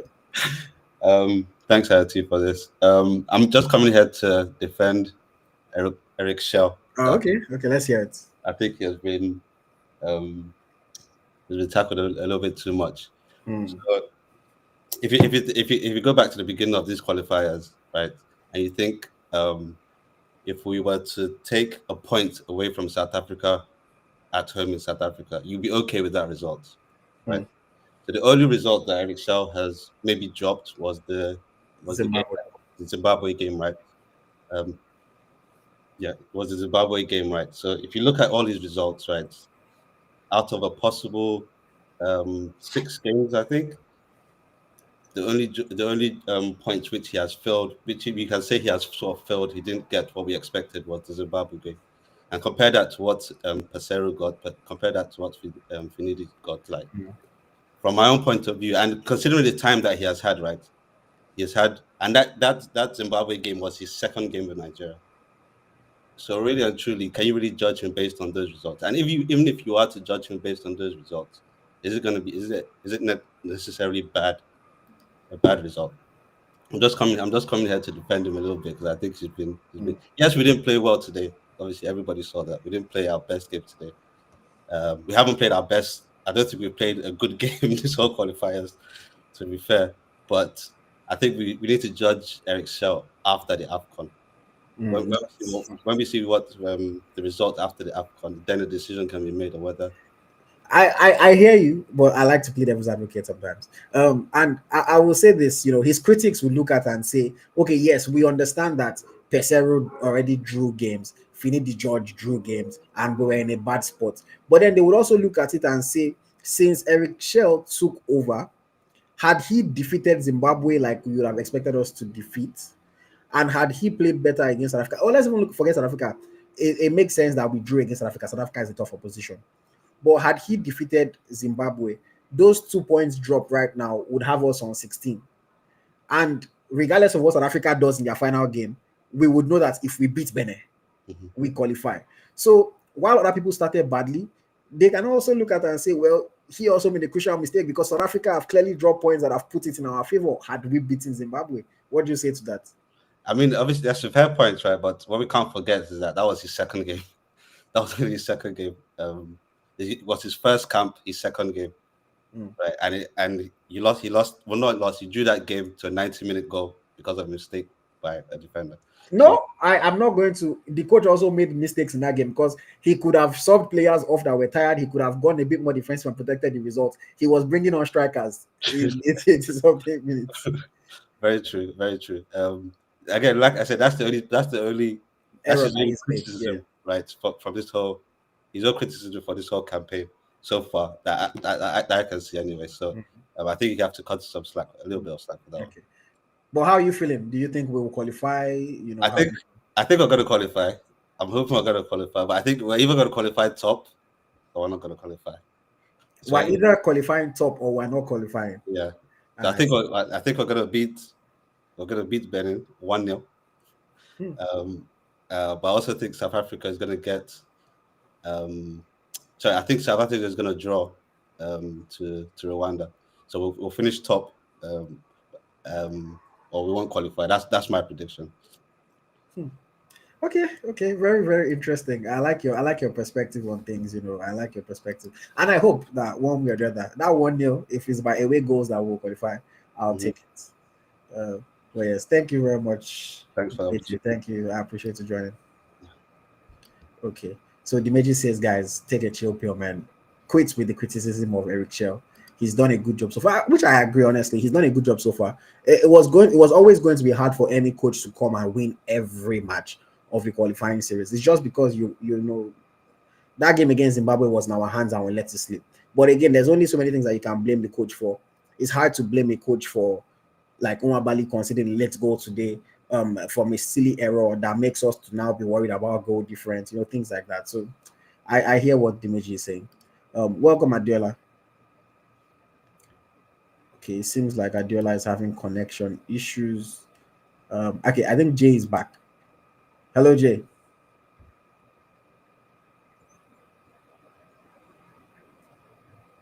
We can't hear you.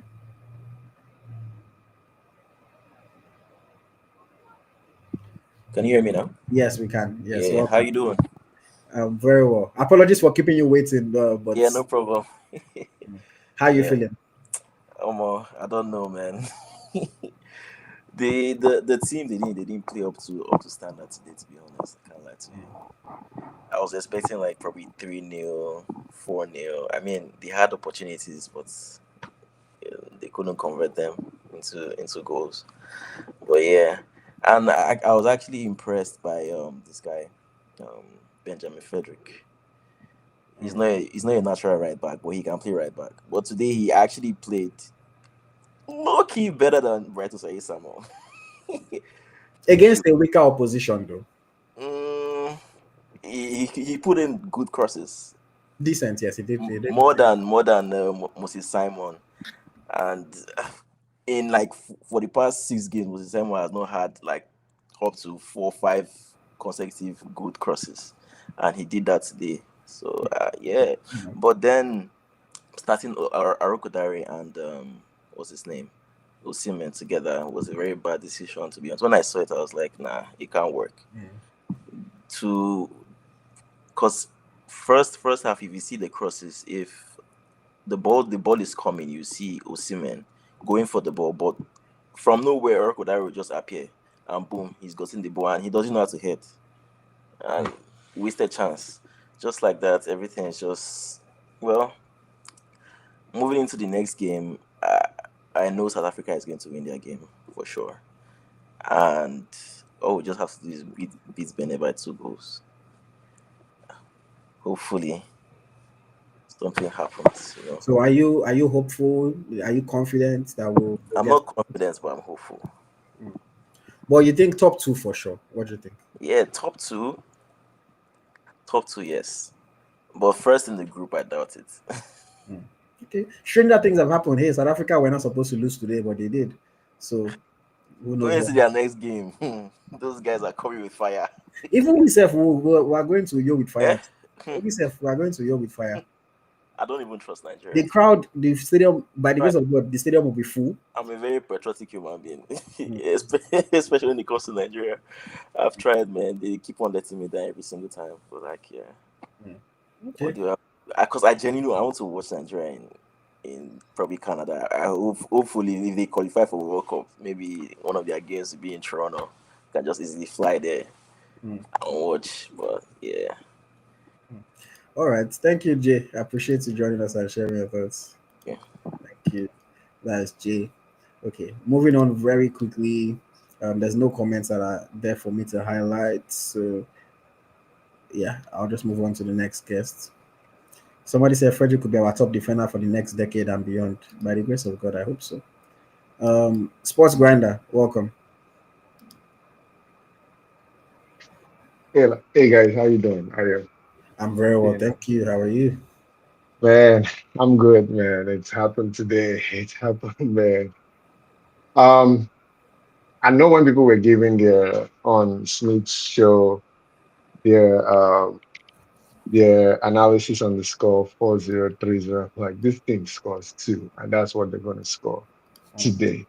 But I didn't anticipate us conceding because I looked at Lesotho's past results competitively, they haven't really scored. So but they did score today, unfortunately, which puts an additional chip. Like it would have been better. You're looking for a goal, you know, and then you beat Benin 1-0 and know that you're relaxed. At least when it comes to Benin, the only thing now you're worried about is South Africa. But now we have to score two. You score one, you still have to be pushing out the game. But it will be better at that point because Benin will have to come out. But if you look at a pattern when it comes to Chel's results, he's been always winning his first and draw his second. He will win his first again and draw his second. I hope he hasn't won like the only victory in this window for us, but it's doable, it's beatable. Benin are beatable. I think if Rwanda pushed harder today, they could have won. Because I was watching the game simultaneously. But my big fear is South Africa. We were hoping that a Rwanda that had something to play for would push South Africa. But now that they don't have anything to play for, and they're not like a derby team like Zimbabwe that hit the bar twice against South Africa, I don't know if Rwanda will have that motivation to want to play that game. But it's almost looking like South Africa would qualify. And the worst thing is, if we even draw and South Africa win, we're not even in the playoff position anymore. Like we're not even in the playoff position because South We Africa have will qualify. to. Like we have to win. Yes. We have to win to have some play. Like we have to win 2-0 to have some playoff hope. Yeah. Because that way we'll be bumped up to Benin's points and goal difference, but Yeah. then it will fall down to go head to head and we have a better 2-0. They want us 2-1. So then we'll sneak in. But we have to win. We have to win. So I didn't anticipate Benin winning Rwanda. Like that's even the result that's hurting me more today than even the rubbish Wambali did and fumble. That's the result that's hurting me more. But it's all good. It's all good. Shell has tried. Like I know we're all tense, but if we sit down and rate this guy, he has gotten 8 plus 3. He's gotten 11 points. You know, other people were fumbling. Now, this whole big that draw against Lesotho will now really come to bite us now. Like, let's even forget the Zimbabwe draw. It's that Lesotho draw. If we had beaten Lesotho, we would have been ahead of South Africa, and a win would all is all we need to go to the World Cup. We would have been ahead of South Africa. We would have been on like 16 points by now. But it's happened. It's happened. Yeah, there's nothing. People keep saying there are no minors in football. Please, there are minors in football. Look at what South Africa and Ivory Coast did today.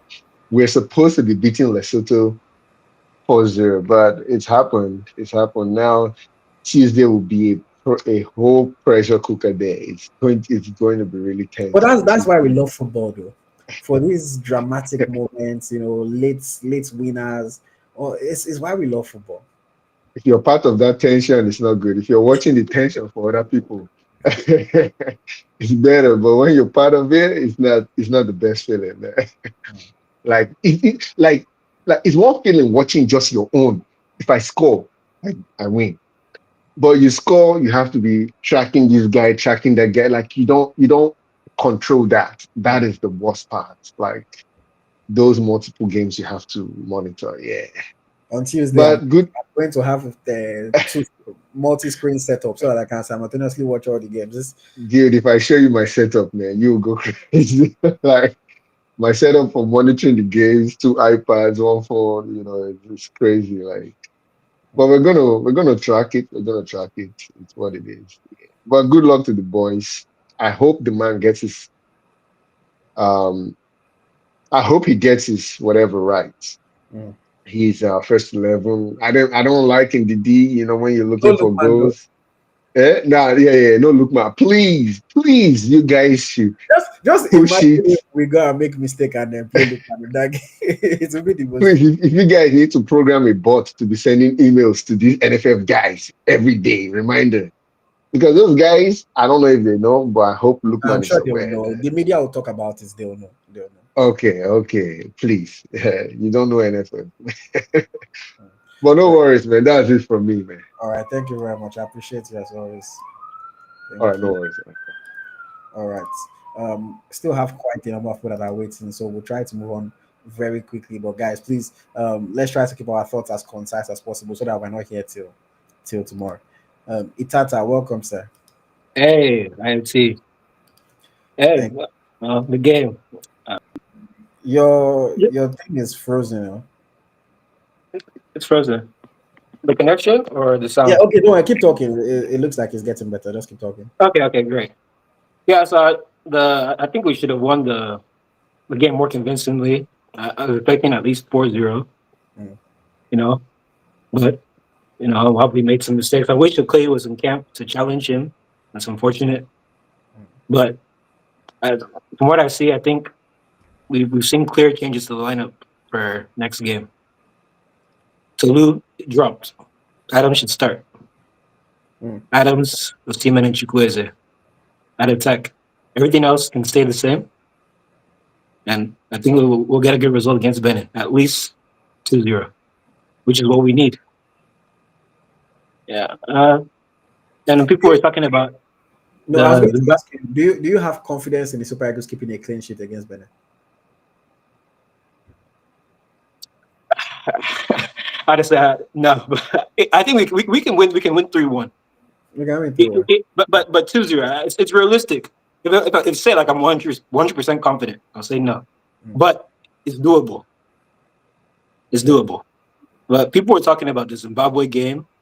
Um, I already predicted that Zimbabwe would draw against South Africa. The only result that didn't go my way today was the Benin and Rwanda game. I said 1-1 for them, 1-1 for South Africa and Zimbabwe, and then 4-0 for us. So, but I mean, at least it's still within reach for us to finish top.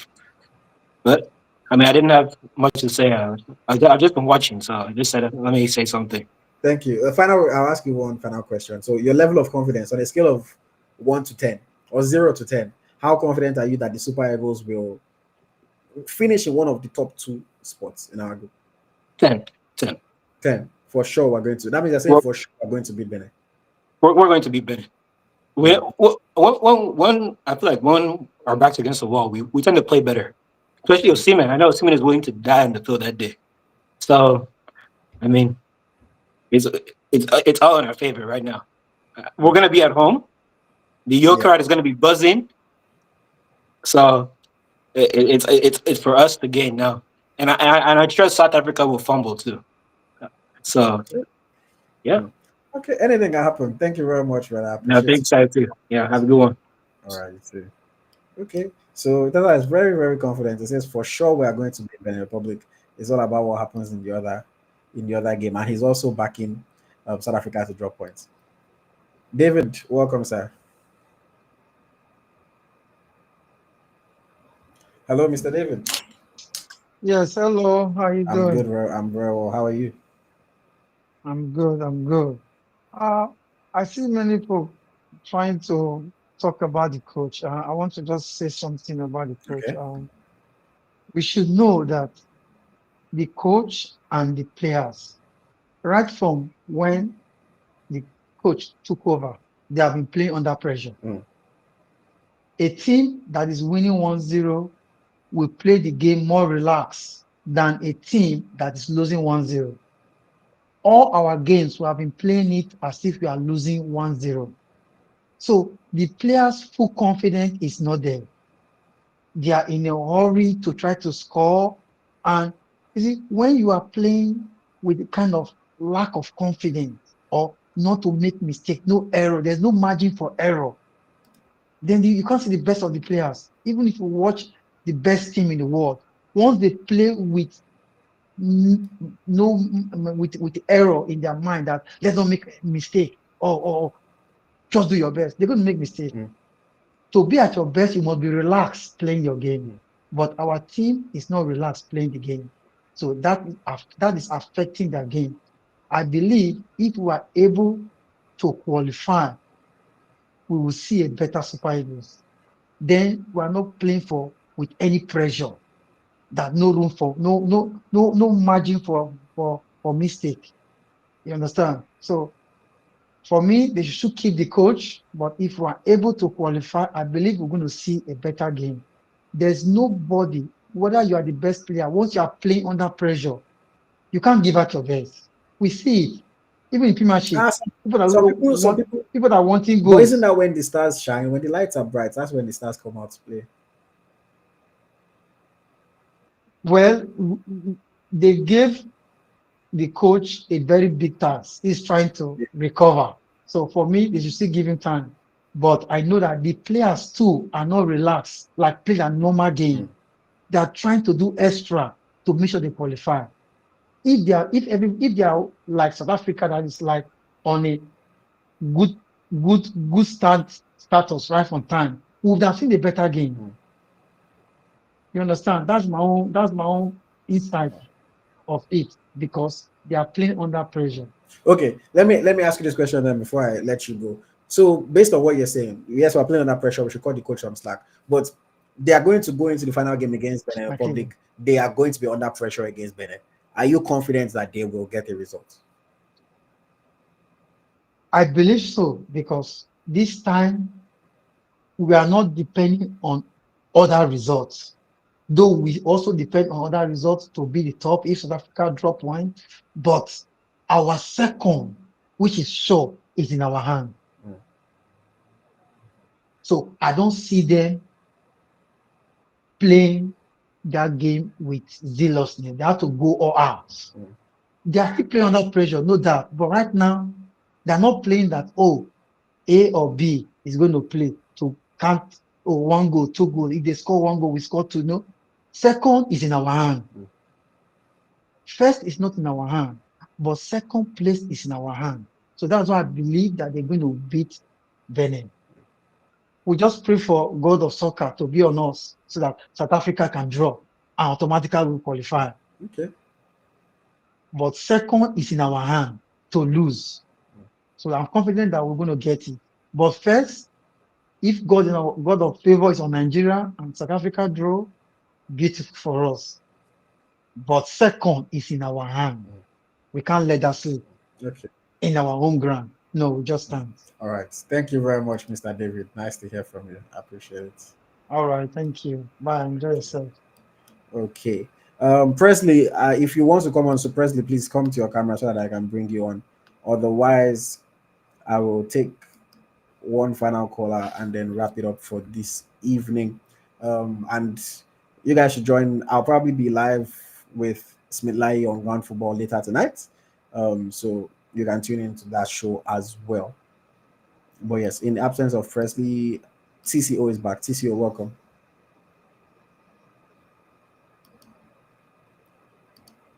You're muted. We can't hear you. Hey, IOC, how's it going? Yeah. Thank you for having me on again. And what you did earlier, that was good. I don't condone driving on the highway and talking. I was already in my streets. I was seeing my house, right? So that's why I called when I called. But anyway, I think we're in a good place. I think with the way the results panned out today, it's definitely not the worst. We got 3 points, South Africa dropped 2 points, right? So I think that things are looking good, and it improves the hope I have that we'll be at the Mondial in 2026, definitely. Few points. So I don't want to be emotional, but the way I would say it is like this. I will make two statements, and those two statements don't contradict each other, right? The first one is that Stanley Nwabali is not a horrendous goalkeeper. He's not, right? And the second statement is that if Super Eagles know what's good for them, they should get another keeper. All right. So that's where I'll put that. Very important, right? You need to improve in that department. If you're going to go and be facing Lautaro Martinez and co, you really need to improve in that department, right? With Eric Shell, I think that it's hard to please Nigerians generally. Like, forget football, generally, right? In life, in other things, Nigerians are hard to please, right? Think of Eric Shaw's assignment like your ship is sinking. You have a sinking ship, and then you ask him to come and save you, right? And then when he comes, because he's just patching the ship and keeping the ship afloat so it doesn't sink, you're not criticizing him for not allowing the ship to sail, nicely on the sea, right? Like you pointed out rightfully when I was listening to it, you just said exactly what I was thinking. Eric Shell is in a position whereby he's trying to get 3 points. This is not the opportunity for him or the chance for him or the time for him to now start, trying to see, oh, okay, let me see how my play can work so that they can be beautiful football. This is not the time, right? He's in a tight spot. He has to qualify. You know, so it's difficult. So let's cut him slack, right? And this other question I will ask to people who are screaming at Eric Shell and pulling his ears now is that, okay, Eric Shell goes today. Who do you want to put there? Do you want to bring a Guavon? Cerezo, now that's our go-to. Do you want to bring a Guavon? Right? You know that we're in a similar position now, like we were for the Qatar World Cup, whereby we just need to win. We just need to win. That's against Ghana in Uyo as well. Just beat your opponents in Uyo and you're good, right? So that's the kind of situation that we're in now. It wasn't in Beat Uyo, your it was opponents in Uyo. Ghana was in Abuja. Oh yeah, sorry. Thank you for for that. Yeah. So beat your opponents, right? And you're good to go. So we're in a similar situation. But what I would say is that I'm optimistic, right? A caller mentioned that now it's not about tactics and yeah, of course, that will always play a part, but it's about will now. It's about will. Who wants it You more? know, who wants it more exactly? We didn't go to the World Cup last time. Do you want that to happen again? Right? I'm sure we don't want that to happen again. So they really need to put everything that they can into that game. In today's game, I think that Frederick was excellent, Mm. right? I know that you give him a 7 point. I Was gave it him a 7? 7. Yeah, that was the highest rating I gave anybody though. Okay, yeah, I give him a 7. I will give him an 8. And I'm Mm. someone that I'm very bearish with points, giving out people marks, right? Because I watched him, right, and he was excellent, right? Of course, in terms of where I expect the level to be, the Super Eagles playing in CAF qualifiers, I think it was really good. Now, um, I would like to raise a point which has been giving me a headache for the last 2 days or so, and it's with regards to this our qualification. So I know that we've been talking about how we have hope because if we beat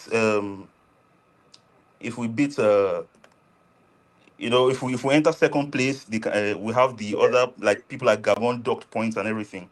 And I came across a letter that is supposedly allegedly from CAF, which was dated in March 2025 Yeah. out of Cairo, Egypt. And there was a line there, and this is the line that's been giving me a headache. He said that in case, and this is when he was explaining this point docking, in case there is situation whereby there's ineligibility of a country, or a country should drop out or withdraw, then they're going to subtract points, right, from that team according to how much they garnered from the last placed team in the group.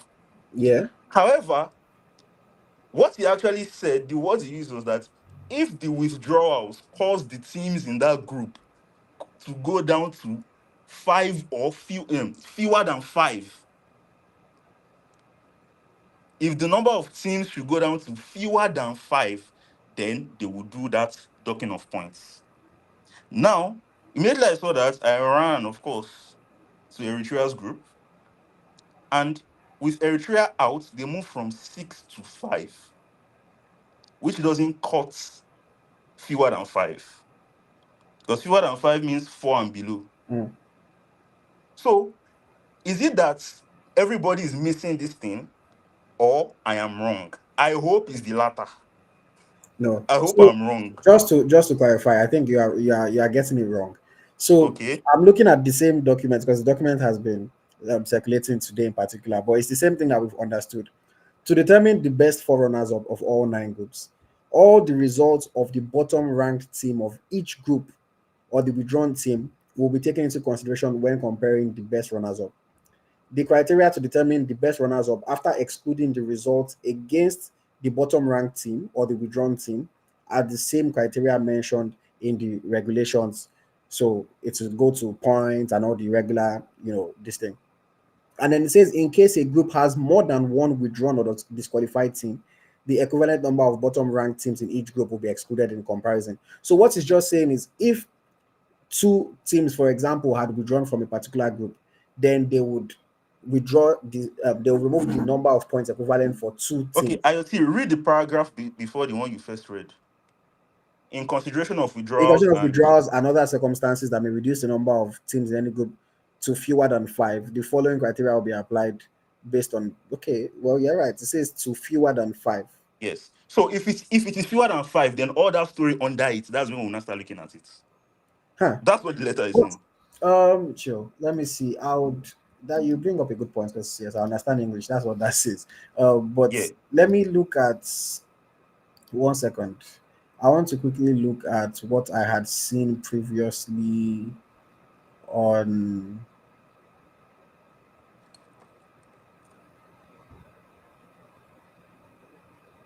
So I'm just going off what the letter says, right? And like I said, like I just saw it yesterday and I read it and I was like, wait, I have to consult IoT or maybe No, Smith because Layo. I mean, you make a good point. That's what that means based on my understanding of the English language there. But from what I've understood, it is it is normal for them because it's not the first time it's going to happen. It's happened in the past. There's precedent. Whether or not it is fewer than 5 teams, as long as a team withdraws, so probably the second place teams and the other, they have to balance it out. Because technically, the whoever finished second in Morocco's group has a disadvantage versus somebody that finished second in any other group because the other person got to play more matches. Do you know what I'm saying? So that is why Mm-hmm. they have to balance it out, regardless of the number of whether it's fewer than 5. Do you get what I'm saying? Like Mm. if who is second in Morocco's group? I don't remember right now, but that person only got to play 8 games. Other teams play 10 games. So Nigeria or Benin or whatever has a better chance of amassing, points because of the number of games played. So they are going to rebalance it regardless. I think maybe the letter is worded wrongly, but they are going to balance it out I regardless. hope. No, I they hope will. it's worded wrongly. I They hope. will. They will. I'm But pretty yeah, sure they will, because that's what's happened in the past. Not even only in CAF, in UEFA it has happened. Like it is pretty standard. Okay. All right. Okay. I mean, I like I said, I hope what my conclusion is wrong, because obviously I want Nigeria to qualify. So looking forward to Tuesday match. I'm optimistic, like I said.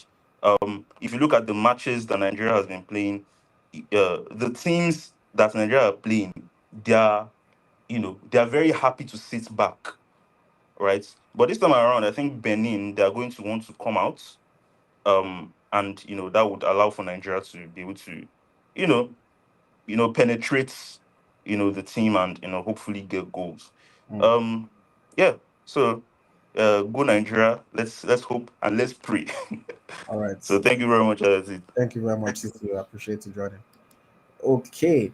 Okay, so people are saying Niger are second in Morocco's group with 12 points. So exactly, Niger, they can easily argue that, oh, had they played 2 more matches, they would finish on 18 points, and yeah, so that's why they have to balance all the other groups, because it's unfair to the group that has the team that withdrew.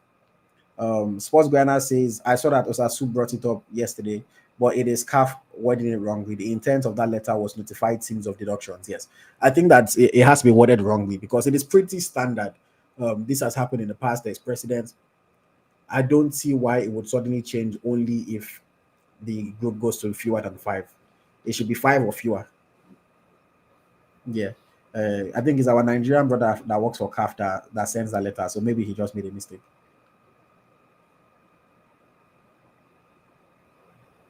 Somebody said, I did the math. If Nigeria beats Benin 1-0 and South Africa draws 0-0, which isn't too unlikely, Nigeria will qualify on fair play ranking.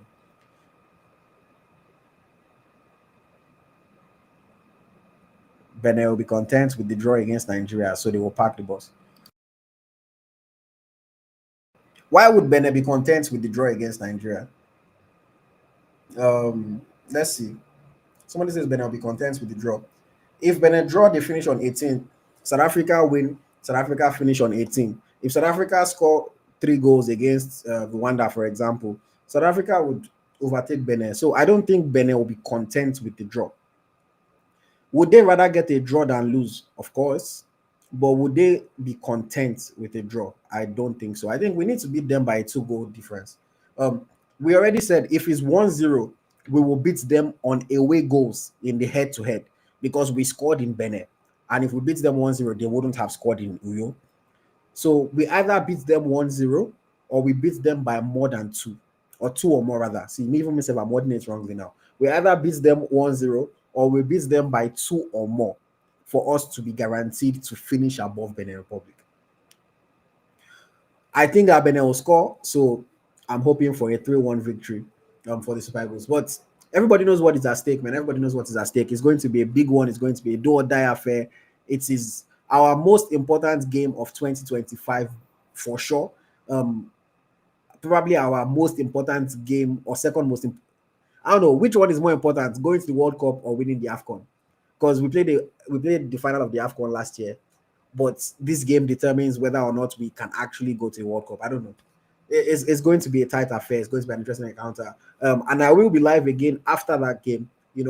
I set a goal for the super chats today that if we hit the goal of the super chats, then I'll do a live watch along for the game. But unfortunately, people did not really send super chats on this live, which is not a problem. I understand it. I wish you guys did, but it's totally fine. So I don't think that I'm going to do a live watch along for the Benin game. But I will be live after the Benin Republic game, just like this, for us to react, for us to review, for us to analyze the performance. And by the special grace of God, I hope that I'll be coming here wearing my Nigeria jersey, celebrating our qualification for the World Cup, whether it be by hook or by crook. We just have to win. At the danger of everybody putting out that we need to win 1-0, some people might get it confused and think we need to win by a single goal. It is important that we win either exactly 1-0 or 2 or more, because if we beat them 3-2, they will have scored more away goals than us and they will finish above us. So it's a very tricky situation. We cannot beat them 3-2. It needs to be exactly 1-0 or 2 or more. If we beat them 2-1, it will go to fair play. I don't know what the fair play numbers look like. Somebody said Benin has more yellows. Another person said we have more yellows. I'm not sure exactly. That one is something I will go and have to do later. So we need to, just the safest option is to win by 2 or more goals in that match. And I think we can do it. We beat them 3-0 last time we beat them. It is possible. But somebody said, okay, this is the most important game that we've played in the past 2 years. But the storyteller in me, I don't get me wrong. I'm a Nigerian fan. I want Nigeria to qualify. In fact, I stand to gain a lot more from Nigeria qualifying. I will make more money if Nigeria qualifies. My audience will grow if Nigeria qualifies. There's so much that I stand to gain from Nigeria qualifying for the World Cup. But the storyteller in me thinks that it will be very poetic and it would be a great climax for Gennett Raw to be the one to stop Nigeria from going to the World Cup. Just from a story point of view, the coach that took us our last World Cup was unceremoniously dismissed from his job, then comes back to beat us and stop us from going to the World Cup. It will be a great story from a Benin Republic point of view, or from an objective football point of view. But I hope that that's not the story that gets told. I hope that the Super Eagles get the results. I hope that South Africa drop points and then will qualify automatically for the FIFA World Cup in USA, Mexico, and of course, Canada. I also hope that you guys have enjoyed this post-match show. Please hit the like button before you go. Please, please, please do me the favor of hitting the like button. I know it is very easy to forget to like a video or to like a stream after watching. So please, guys, just make sure you hit the like button now. It does a world of good for the channel. If you are watching on replay or if you are watching live and you would like to support the channel, please send a super chat or a super sticker. It goes a long way to help us to keep creating content and getting some exclusive things here and there. And yes, I will see you guys on Monday for the Niger FC podcast, where we're going to be looking ahead to Tuesday's game. And then I'll see you again on Tuesday after the match. Thank you very much. My name is Ayoti. This is Eagle Striker, the home of Nigerian football. Have a wonderful evening, guys. Bye-bye.